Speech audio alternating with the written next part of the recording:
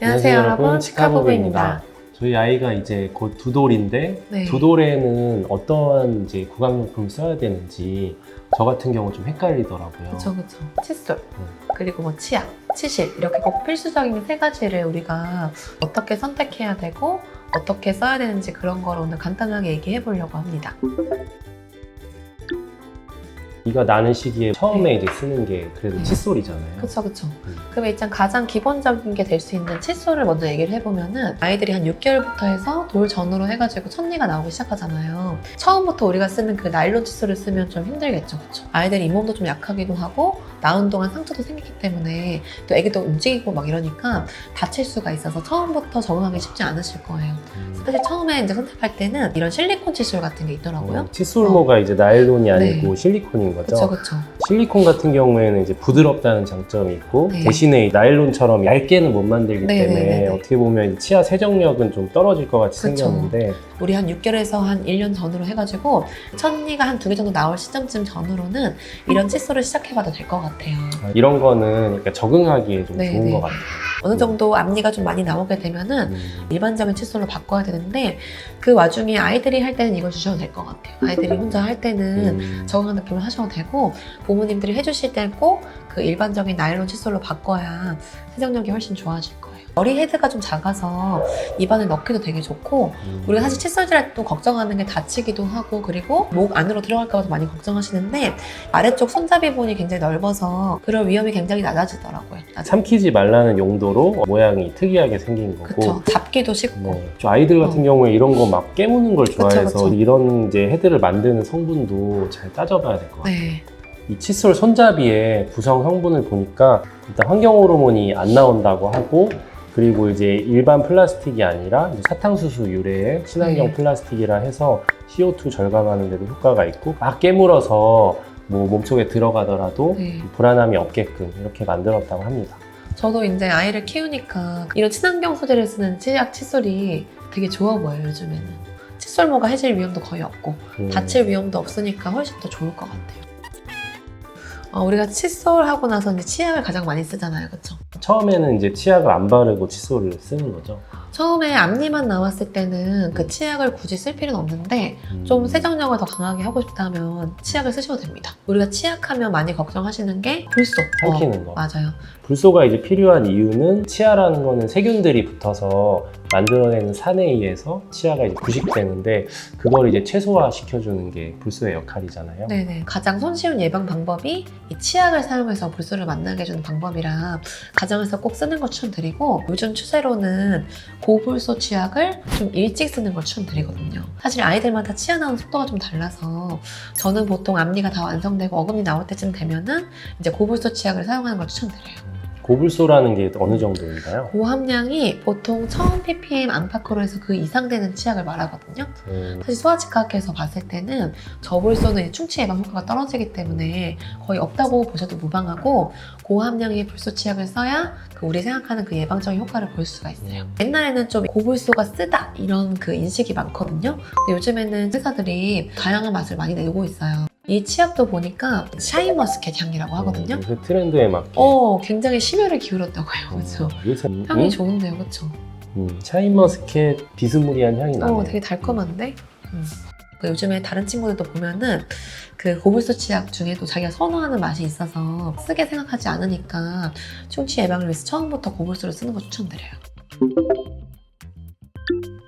올바른 사용법이라고 하면 하루에 2회 정도 적정량을 쓰면 되는데 충분히 뱉어내기 좀 힘들어하고 두 돌이 지나지 않았을 그런 어린 나이에는 거의 칫솔모에 펴바르는 느낌으로 쌀 한 톨 크기로 하면 그 정도 용량은 이제 삼켜도 위험한 용량 아니기 때문에 그렇게 먼저 시작을 하시고 만 3대가 넘어가서 뱉어내기 좀 수월해지고 치아도 다 나왔다 이렇게 하면은 양을 거의 완두콩 작은 크기로 해서 양을 늘리는 게 추천됩니다. 그래도 소량이라도 삼킬 수 있으니까 몸에 안 좋은 성분이라든지 보존제라든지 이런 게 최소화된 거를 쓰는 게 아이들한테 도움이 되겠네요. 여기는 무슨 비건 불소 치약이라고 해서 가능하면 필수적인 불소나 이런 것들의 성분은 남겨놓고 불필요한 성분들은 빼서 친환경적으로 만들면은 아이들한테 뭐 사용하기 좋겠네요. 친환경 제품도 좋고 각종 성분들이 합성 성분이 아닌 천연 성분으로 돼 있는 치약을 선택하시는 것도 아이들한테 더 좋을 것 같아요. 치약에 대해서 한 번 더 정리를 하자면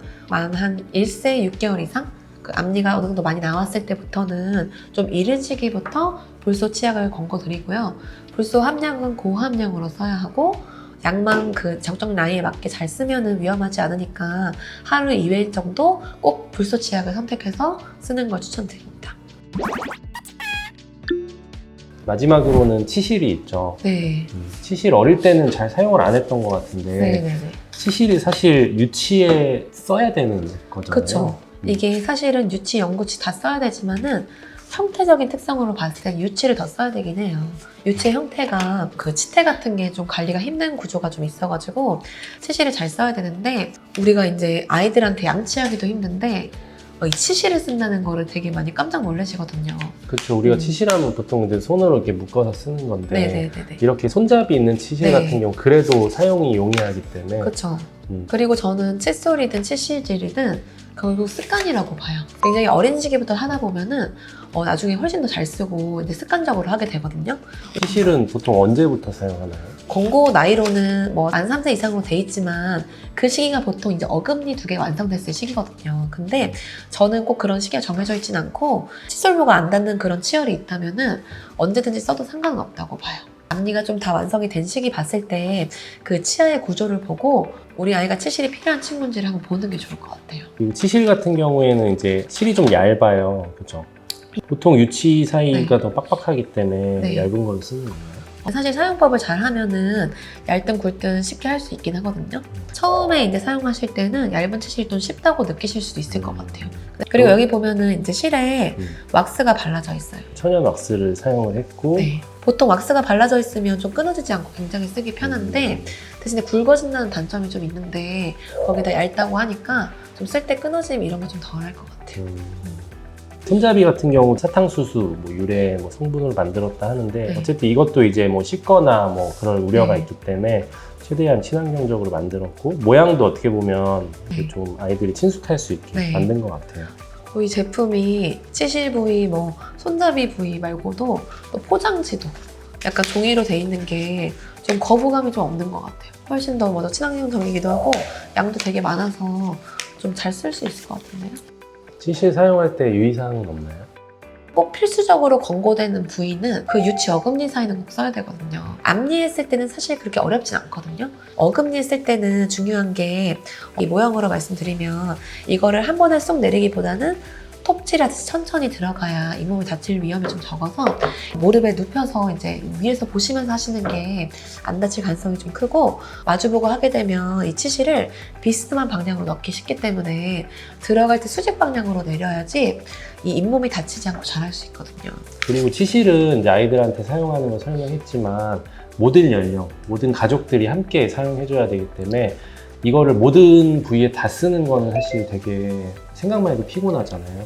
저는 이제 아이들 같은 경우 꼭 어금니는 꼭 쓰라고 말씀을 드리고 어른들 같은 경우도 꼭 음식물이 잘 끼는 부위 그리고 꼭 자기 전에 한 번은 치실을 한 번 할 수 있는 시간을 가졌으면 좋겠습니다.